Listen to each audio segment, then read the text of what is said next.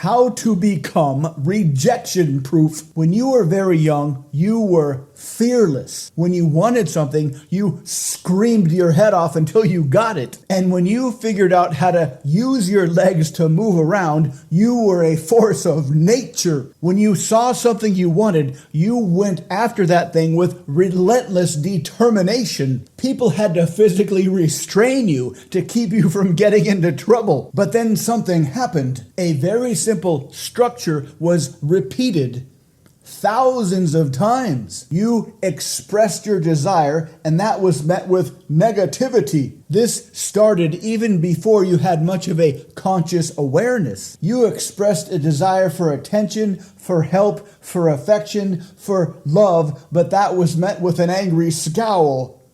Nobody did this on purpose.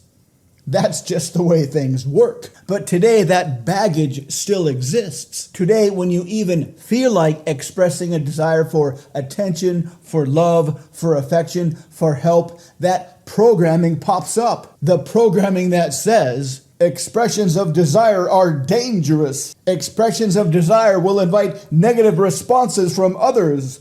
Expressions of desire will invite rejection. This is the most common fear in the human brain. So the money question, how do you get rid of your fear of rejection? The most important part is to understand the difference. All of your rejection programming came when you were very, very young. And the people you were getting rejected by had massive power over you. To the young you, those people were gods, masters of life and death. They could literally control the fate of your life. They could make you happy, or they could make you terrified. Today, of course, other people don't have nearly that much power over you. Sure, they might give you some emotional pleasure, but if they don't, you are no worse off than if you hadn't asked. The trick is to start seeing interactions with other adults as trade rather than asking and hoping to receive. Think of the people that you are friends with. You like hanging out with them because you both benefit. You like their company and they like your company. This is the adult-oriented trade mindset. This will take some time to build this in, but with persistence, you will. How do you do this? Before you approach anybody to start a conversation for any reason, pre-frame the exchange. See it as a simple experiment to see if the two of you have anything in common. Just to see if you enjoy each other's company or not. If so, great. If not, so what? If you are hungry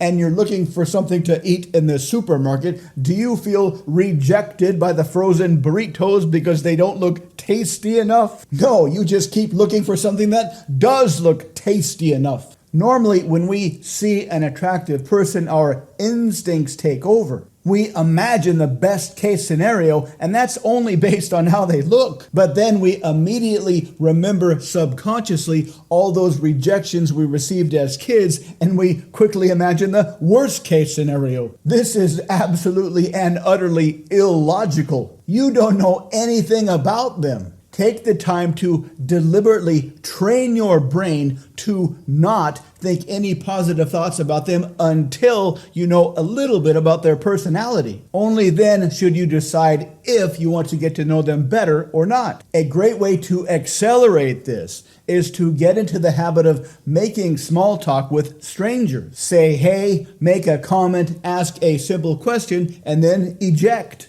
Then later that night, take some notes. Keep track of the people you've interacted with. Write down a first impression of their personality. This will train you to start seeing people as much more than meets the eye. So when you do approach somebody, it won't be in hopes of getting accepted, nor will it be shrouded in fear of getting rejected. It will simply be an exercise to find out more information about who they are. And if you are only finding out information, it is impossible to get rejected because you're not asking for anything. Give this strategy some time. Daily journaling, daily small talk, and slowly train your brain to put all people in the to be determined section of your brain. The more you do this, the easier it will get. This will also have the side effect of making you much more attractive. You won't be desperate. You'll be much more calm and relaxed. You'll become the sorter.